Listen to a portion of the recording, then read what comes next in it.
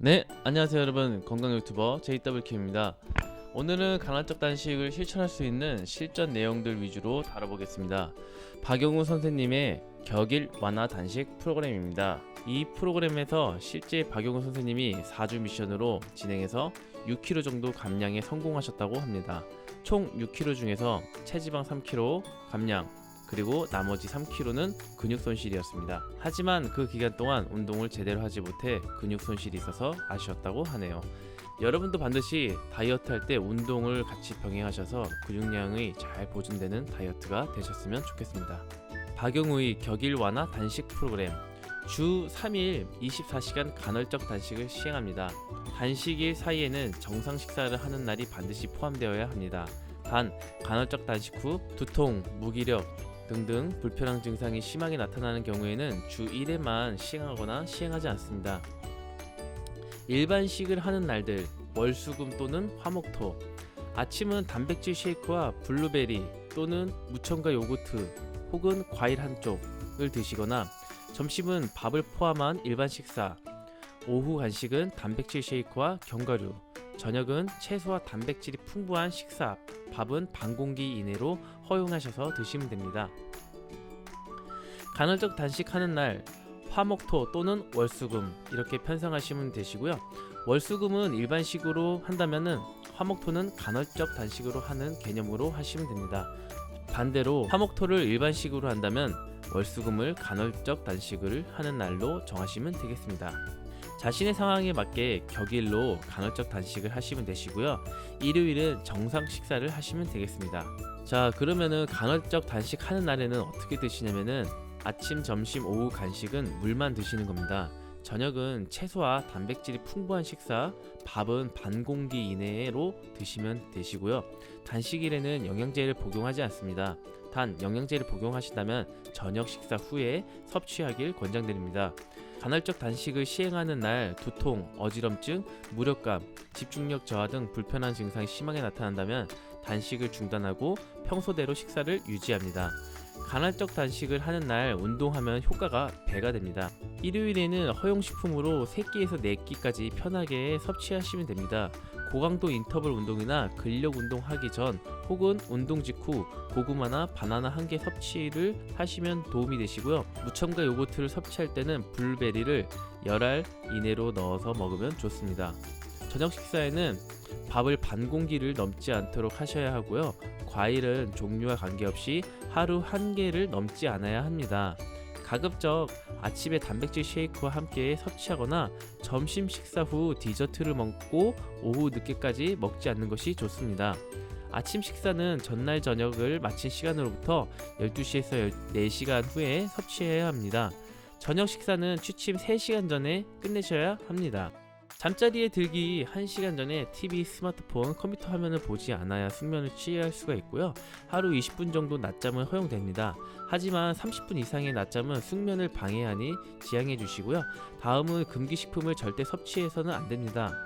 설탕, 액상과당, 청량음료, 커피 음료, 주스, 과일량 우유, 당분 함량이 높은 두유, 당분이 첨가된 요거트, 트랜스 지방은 케이크, 전자레인지용 팝콘, 각종 스낵, 도넛, 튀김 요리 또는 술, 밀가루 음식은 빵, 케이크, 국수, 라면, 파스타, 짜장면. 동물성 포화지방이 상대적으로 많은 음식은 삼겹살, 곱창, 대창 등 지방이 많은 고기 종류입니다. 이 음식은 금기식품이니 절대 섭취하시면 안 되겠습니다. 규칙적으로 운동을 시행하셔야 합니다. 주 4회 이상 20분 이상의 고강도 인터벌 운동을 실천합니다. 주 3회에서 4회 근력 운동을 병행하시면 효과는 더 큽니다. 헬스클럽에 가기 어렵다면 하루에 3회 이상 15층 이상 계단 오르기를 매일 실천하셔도 좋고요. 오래 앉아 있을 행동을 피하고 가급적 30분마다 일어나서 가볍게 몸을 움직여줍니다. 물은 하루에 8컵 이상 충분히 마셔줍니다. 자, 이 내용에 저의 견해를 덧붙이자면 다이어트 기간을 총 4주 정도 잡고 진행하시는 게 어떻게 보면은 빠른 근손실을 만들기도 하지만 그만큼 다이어트에 대한 집중할 수 있는 기간이라고 생각해서 한 달 한 달 진행하신다면 자신이 원하는 체중까지 안정적으로 가지 않을까라는 생각이 듭니다. 여기서 운동을 반드시 하셔야 근손실이 적게 되시는데요. 간헐적 단식과 본인에 맞는 운동을 점진적으로 한다면 다이어트는 물론 건강까지 얻을 수 있는 좋은 기회이지 않을까 싶습니다. 물론 간헐적 단식과 좋은 PT, 필라테스, 운동 선생님과 함께 진행하신다면 더 좋은 결론을 낼 수가 있을 것입니다. 그리고 인터벌 운동을 강조하셨지만 운동 초보라고 해서 고강도 인터벌 운동보다는 자신의 수준에 맞는 단계별 인터벌 운동을 해주시면 좋을 것 같습니다. 추가적인 내용으로 간헐적 단식의 궁금증에 대한 Q&A를 소개해드리겠습니다. 간헐적 단식을 시작했더니 변비가 생겼어요. 식사량이 줄면 변비가 올 수 있습니다. 하지만 간헐적 단식은 평소 잘 챙겨 먹으면서 간간히 단식을 하는 방식이기 때문에 매일 적게 먹어서 생기는 변비와는 다릅니다. 간헐적 단식을 하면은 장내 미생물의 분포가 바뀌어 일시적으로 변비가 생길 수 있지만 그럴 때는 유산균 복용을 더 늘리고 잘 챙겨 먹는 날에는 채소, 해조류 등 식이섬유가 풍부한 음식을 더 챙겨 먹어야 합니다. 그래도 변비가 개선되지 않는다면 의사와 상담해 가벼운 변비 개선제를 처방받아 복용하시는 것이 좋습니다. 단식하는 날 배고픔이 심한데 참고 견뎌야 하나요? 평소 배고플 때마다 습관적으로 무언가를 먹었다면 단식할 때는 배고픔이 힘들 수 있습니다. 하지만 배고픔이 계속 지속되지는 않을 것입니다. 대사 유연성이 좋은 몸은 곧바로 지방을 연소하기 때문에 배고픔이 심하지 않지만 지방을 잘 쓰지 않는 몸은 배고픔과 함께 두통, 현기증이 나타날 수도 있습니다. 이럴 때는 물을 마시면 도움이 되고 오전이라면 블랙커피 한 잔 마시는 게 좋습니다. 배가 너무 고파 쓰러지거나 하는 일은 절대 생기지 않으니 불필요한 걱정은 하지 않으셔도 됩니다. 단식을 하는 날 속쓰림이 심하면 무언가를 먹는 게 더 나을까요? 평소 위산 분비가 많은 사람이라면 단식하는 날 속쓰림 증상을 경험할 수 있습니다. 가벼운 속쓰림은 시간이 지나면서 저절로 없어지지만 증상이 심하다면 단식을 중단하고 음식을 먹는 것이 더 낫습니다. 평소 역류성식 질환이 잘 생기는 사람이라면 식사 후 적어도 30분 이내에 눕지 않도록 하셔야 합니다. 단식 후에 과식하게 되는데 괜찮나요? 단식 후 첫 번째 식사는 평소보다 더 많이 먹게 됩니다. 식탐이 많아서가 아닌 정상적인 반응입니다. 단식 후 많이 먹어도 단식으로 먹지 않은 양까지 넘어서진 않습니다. 다만 첫 번째 식사에서 혈당을 빠르게 높이는 빵이나 과일을 먹기보다는 포만감을 주는 채소와 단백질 음식을 주로 챙겨 먹으시는 게 좋으시고요. 빵이나 과일을 대신 밥이나 통곡류의 탄수화물을 섭취하는 것이 바람직합니다.